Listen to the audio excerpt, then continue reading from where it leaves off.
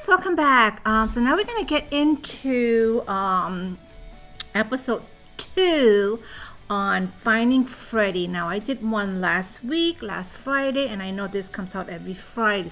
One of you guys had told me that, and I find it very, very interesting because you get to find out a little more about Freddie and something that you probably don't know, and you get to learn a little more about this amazing man.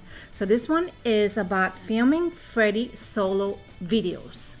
So this is going to be really good. I mean, it's not really that long. It's only like 6 minutes, so it's not long at all. So let's get into this one, okay?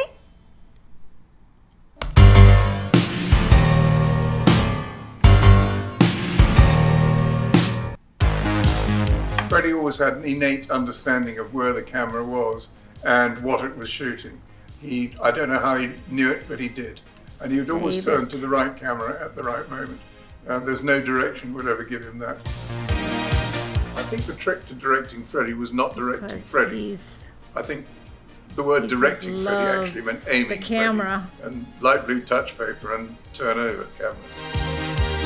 Oddly enough, the songs from Mr. Bad Guy didn't come easy. None of those videos came easy. And I think probably I Was Born to Love You came the most difficult. An amazing feeling. I love this song. I think danceable song. Came to both of us backwards in that the instrumental towards the end struck me as a sort of Nuremberg rally or something. Struck me as something structured like that. So we started off with all the ballerinas doing the goose step, and we sort of carried on from there. And then I wanted to do a bit from a Hollywood musical, which was them all dancing between the rooms. And it sort of all came together from there, but more as a mishmash, more as a bit of a mishmash. Freddie dancing or singing in front of all those mirrors in Born to Love You was actually a lucky accident in that the playback speaker was put right near one of the mirrors, and it's the base of it started to rattle the mirror. And I remember looking through the camera and thinking, God, that looks good. So we ended up with a runner boy behind each mirror kicking it in time with the beat.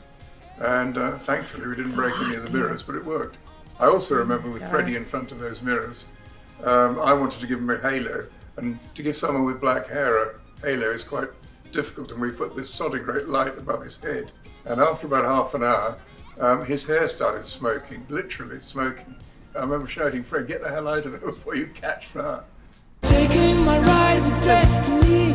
Good thing his hair didn't go on fire. Made in Heaven was actually the first time that Freddie and I had words, as they say. It's hot here too. Because I stuck him right up, as you could see in the film. I mean, it was a hell of a long way up. And I didn't realise that he got the odd twinge of vertigo and things. And I remember saying, come on, Fred, I was shouting, blah, blah, blah. And he said, you come and do this, you come here, you horrible. And he stamped off. And he came up and said, sorry, dear, afterwards. But we nearly came to having words.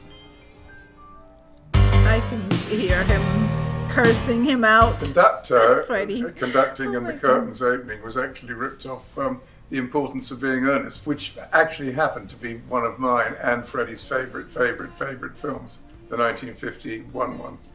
The fact that the whole of that huge spectacular took place effectively to the viewer inside a proscenium arch theatre, I think was actually what made it rather like a Busby Berkeley movie. My perception of Freddie before I met him was that he was a sort of a genius prima donna, but I didn't realise at the time that his talents bled over into anything visual. Of course, how wrong can you be? Freddie on top of the world in Made in Heaven and the whole thing breaking up and all this great extravaganza and campness is probably only Freddie and maybe one or two other people that could pull that off. Anybody else, I think, stuck up there would look like a dick. But Freddie somehow just looked, you expected him to fly down, which of course he did in the end, which he had to do.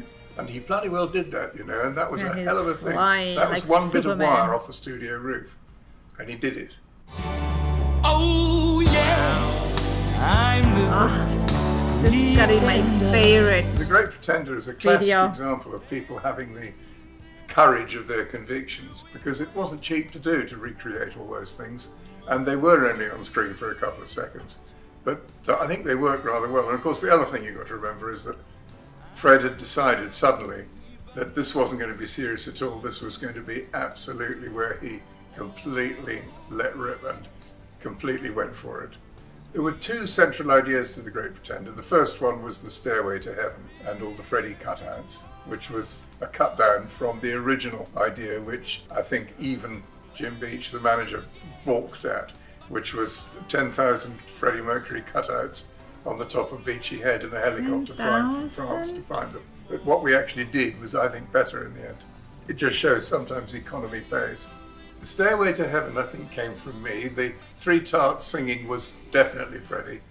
I think probably my favourite ever memory of Fred was the hilarity that went on when he was part of a trio of female backing singers with his mate Roger and Peter Straker.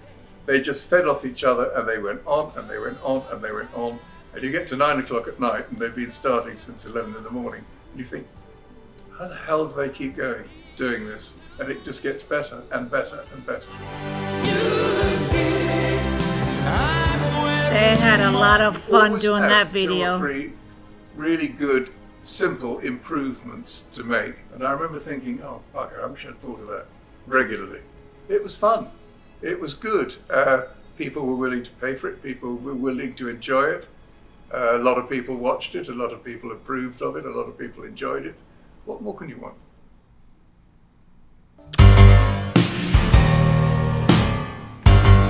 Oh my God, I love these things. You get to find out like new things. I mean, I love learning new things about Freddie. And oh my God, and I love that last video, The Great Pretender. That's gotta be my favorite video because they look like they were having so much fun. And I did not know, I just realized because he just said that that's the Stairway to Heaven. I didn't even realize that, but yeah, I mean, looking at that video, yeah, that looks like a Stairway to Heaven and all those cutouts of him. Oh my God, that's so good. And I'm glad that all the video that he showed are all the ones that I already seen and I already did reactions to them. This way I don't get into like, oh my God, I've never seen it before, because I've seen them all before, and I think I did some of behind the scenes to some of them, like The Great Pretender and what is that one? The one that he was flying. I don't remember the name of that song. But yeah, I mean, this is so good. And I can't wait till next week, because I think it comes out like every Friday. So what they have for next week, because I love this so much. And I'm glad that you guys had told me that about this. I mean, I don't remember who it was, but thank you so much for letting me know about this. And I hope you guys enjoyed this, and I will come back with this every Friday when it comes out, okay?